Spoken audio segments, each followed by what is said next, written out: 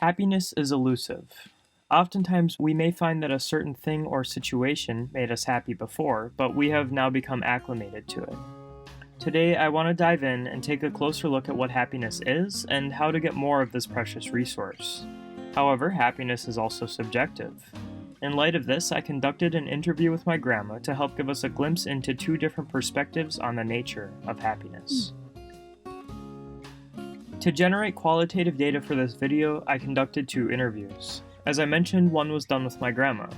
However, I conducted an interview on myself first. Here are the questions I asked each participant. The first three questions are mirrors of each other: what happiness is to us, whether we are currently happy, and what we need in life to be happy. I threw in an additional question on the fly while interviewing my grandma because I felt as though there might be more that she was willing to share on that front specifically. Our next question is the same as well, which is who affects our happiness. Finally, I asked one or two questions about changing perspectives over time.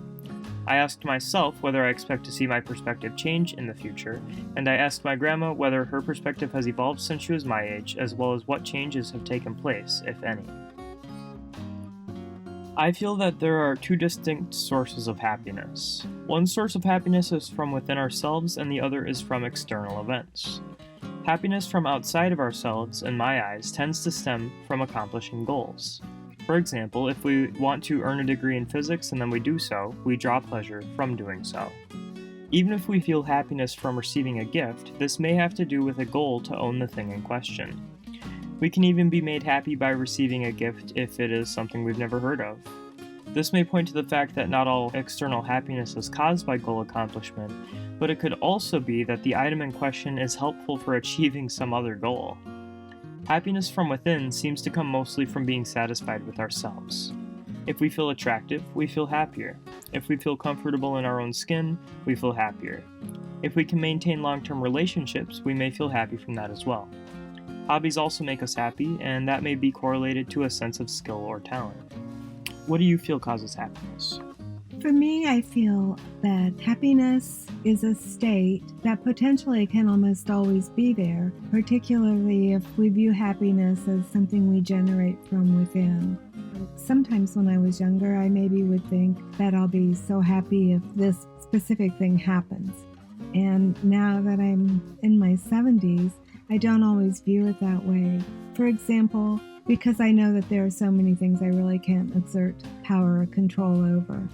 Right now, my dad, he just had his 95th birthday on 2 days ago, and he has a terminal illness.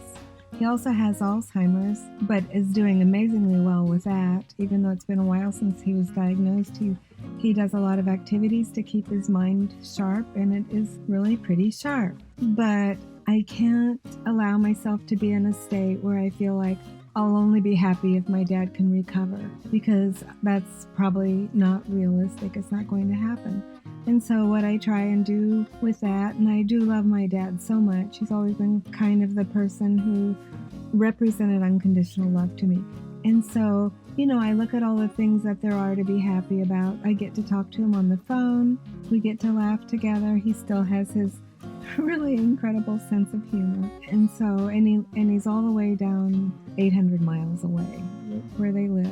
So I don't get to see him every day. But with that, with everything else, I'm always reaching for the good, looking at, what's positive.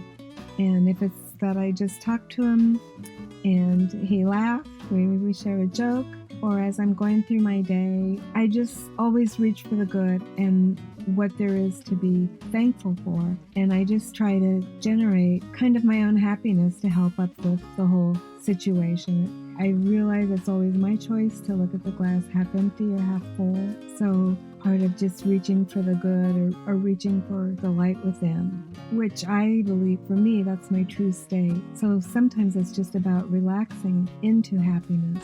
It doesn't mean there aren't concerns. There's so many things in the world I'm very concerned about right now. I also know that I may have a limited effect on many of them. I could just let myself go down and go under with all of these concerns, but there's a part of me that feels like ethically that's not doing my best.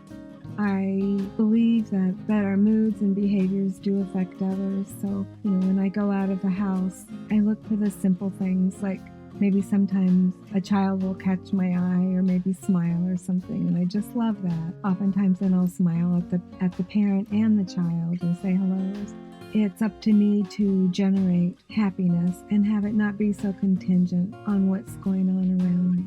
There's always something to be cognizant of and grateful for. And I just try to allow myself just to turn off my chatty brain and relax into that state. Thank you.